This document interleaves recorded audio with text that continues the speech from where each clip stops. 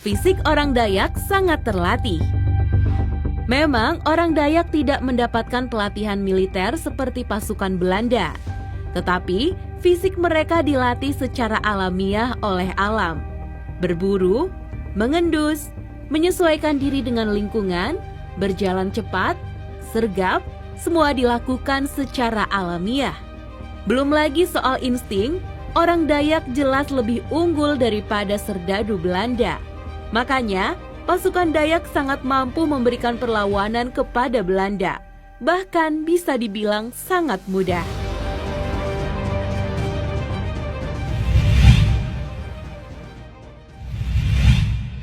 Kemampuan bergerak yang seperti hantu. Pasukan Belanda pernah mengatakan orang-orang Dayak itu bagaikan hantu. Alasannya apalagi kalau bukan lantaran orang-orang Dayak bisa menyatu dengan hutan dengan sangat baik. Tak hanya pakaian mereka yang sudah seperti baju kamuflase, tapi juga pergerakannya sendiri yang sangat cepat. Melawan Belanda dengan berburu tidak ada bedanya. Orang-orang Dayak akan bergerak tidak terlihat, kemudian mereka menyerang. Mengetahui kemampuan ini, para serdadu Belanda pun sampai ketakutan.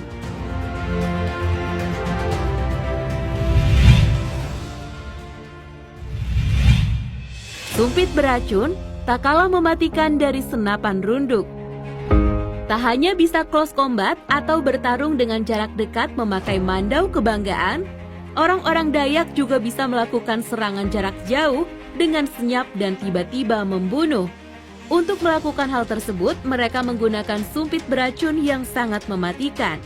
Sumpit memang tradisional, tapi jangan diremehkan soal kemampuannya. Ia bisa melesat secepat peluru. Plus, bisa dikemas dengan racun yang mematikan, yang bahkan bisa untuk membunuh seekor beruang sekalipun.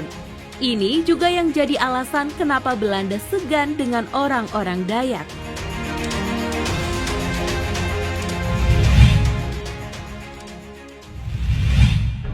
Motivasi bertempur orang Dayak jauh lebih kuat.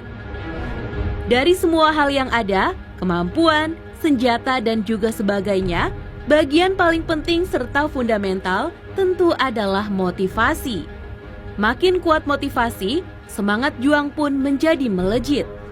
Dalam hal ini, orang Dayak juga melebihi para serdadu Belanda. Prinsip orang Dayak adalah mereka tidak akan mengganggu kalau tidak diusik. Makanya, kalau sampai orang luar berusaha melakukan hal itu, mereka pun akan melawan. Apalagi Belanda yang tujuannya jelas tidak baik dan hanya menginginkan perluasan wilayah saja.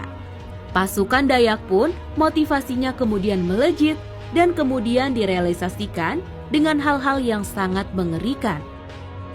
Itulah alasan-alasan mengapa pasukan Belanda zaman dulu begitu segan jika harus melakukan ekspansi wilayah ke Kalimantan, khususnya ke bagian hutan-hutannya. Pasalnya, yang mereka akan hadapi adalah pasukan mematikan yang bahkan tidak diketahui bagaimana cara melawannya. Demikianlah pembahasan kita kali ini. Saksikan terus video-video menarik lainnya dari channel Top Info untuk menambah wawasan dan pengetahuanmu.